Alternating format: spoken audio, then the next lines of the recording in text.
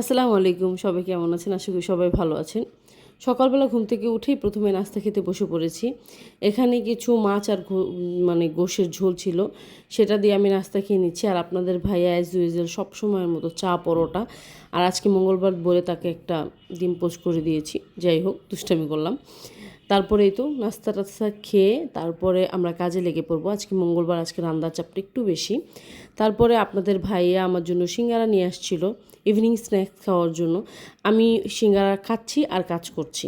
সিঙ্গারা খেয়ে আমি চুলায় ভাত বসিয়ে দিয়েছি। আমার যেহেতু এক চুলা কারেন্টে রান্না করতে একটু সময় লাগে, তাই প্রথমেই ভাতটা বসিয়ে দিয়েছি। এখানে ভাত হয়ে গেছে, তারপরে আমি চিংড়ি মাছ দিয়ে করলা ভাজি করে নিয়েছি। এই তো ভাত হয়ে গেছে বলতে, ভাতটা যখন ফুটে আসবে আমি এর আগে একটু নামিয়ে রাখি, তারপরে মানে মার গেলে দিই, তাতে মানে আমার কারেন্ট বিলটাও একটু বাঁচে, আর হচ্ছে ভাতটাও হয়ে যায়। এটা হচ্ছে আমার মার বুদ্ধি আর কি। বুদ্ধিটা কাজে লাগে। আপনাদের যাদের কারেন্টের চুলা ব্যবহার করেন তারা করে দেখতে পারেন, আশা করছি আপনাদের উপকারে আসবে।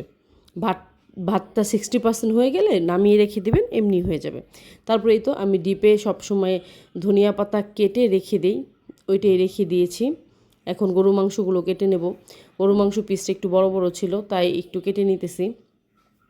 এখানে আমি এক হাত দিয়ে কাটতেছি, আবার অনেকে বলবে এক হাত দিয়ে কাটতেছি, কারণ আমি মোবাইল এক হাত দিয়ে ধরে রাখছি। আমার মোবাইল স্ট্যান্ড নেই। ওই বাসা শিফটিংয়ে করার সময় মোবাইল স্ট্যান্ডটা ভেঙে গেছে না হারিয়ে গেছে আমি জানি না, আমি খুঁজেই পাইতেছি না আর কি। যাই হোক, ছোট ছোট করে টুকরা করে নিব, নিয়ে তারপরে আমি গরুর মাংসটা বসিয়ে দেবো। এখানে আমি পেঁয়াজ, আলু টালু সব কিছুই কেটে নিয়েছি রান্না করার জন্য যা যা প্রয়োজন আর কি। আর এমনিতেও দেখা যাচ্ছে যে আমি এক হাতে ভালোই কাটাকুটো করতে পারি, তাই না? আপনারা অবশ্যই কমেন্টে জানাবেন।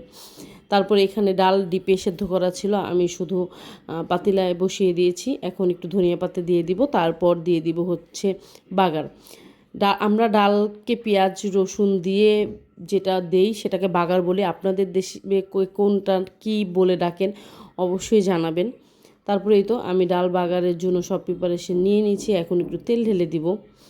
ডাল বাগারে একটু রসুন বেশি হলে আমার কাছে মনে হয় বেশি ঘ্রাণ আসে, বেশি ভালো লাগে। আমি তো জীবনের গল্প আপু ভাইয়াকে দেখি ডালের মধ্যে পাঁচফোড়ন দিতে, একদিন পাঁচফোড়ন দিয়ে রান্না করে খাবো, সেটাও আপনাদের সাথে শেয়ার করবো। এখানে আপনাদের ভাইয়া কিছু বোতল ভরে ফ্রিজে রাখতেছিল, কারণ ফ্রিজে পানি শেষ হয়ে গেছে। তারপরেই তো আমি গরু মাংস রান্না করার জন্য পেঁয়াজ কেটে নিয়েছি। এখন অনেকেই বলতে পারেন যে শুধু রান্নাবান্নার ভিডিও, এই মঙ্গলবার আমরা কোথাও যাইনি, ঘরেই ছিলাম, তাই আর কি। তারপরেই তো আমার এখানে ডাল হয়ে গেছে, আপনাদের দেখাচ্ছিলাম। এখন গরু মাংসের জন্য আমি একটা মশলা বানিয়ে নেব। পরিমাণ মতো যা যা লাগে তা দিয়ে, আমি গরু মাংস তো হলুদ একটু কম খাই, তাই হলুদের পরিমাণটা একটু কম, মরিচ ডবল দিচ্ছি, কারণ ঝাল না হলে গোশ ভালো লাগে না।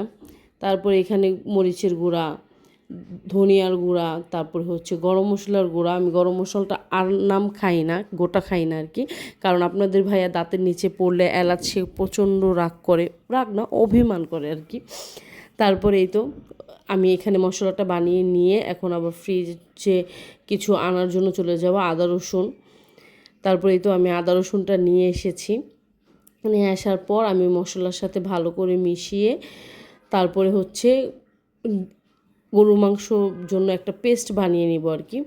এই পেস্টটা আমি সব সময় বানিয়ে নিই, কারণ আমার মনে হয় যে একটু কম বেশি হওয়ার চাইতে একটা পেস্ট আগে বানিয়ে নিয়ে টেস্ট করে নেওয়া অনেক ভালো।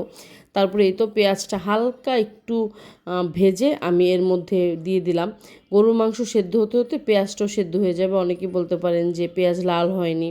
পেঁয়াজ লাল করার দরকার হয় না, কারণ হাতে মাখিয়ে বসালেও কিন্তু আমরা পেঁয়াজ লাল করি না। তারপরে এখানে আমার মশলা কষানো হয়ে গেছে। এখন আমি এখানে গরুর মাংস দিয়ে দিব। গরুর মাংসটা কষিয়ে কষিয়ে রান্না করলে বেশি ভালো হয়। আর আজকে আমার গরুর মাংসটা এমনি একটু শক্ত থেকে গিয়েছিল, আমি জানি না কেন। আপনারা কে কীভাবে গরুর মাংস রান্না করেন অবশ্যই আমাকে কমেন্টে জানাবেন।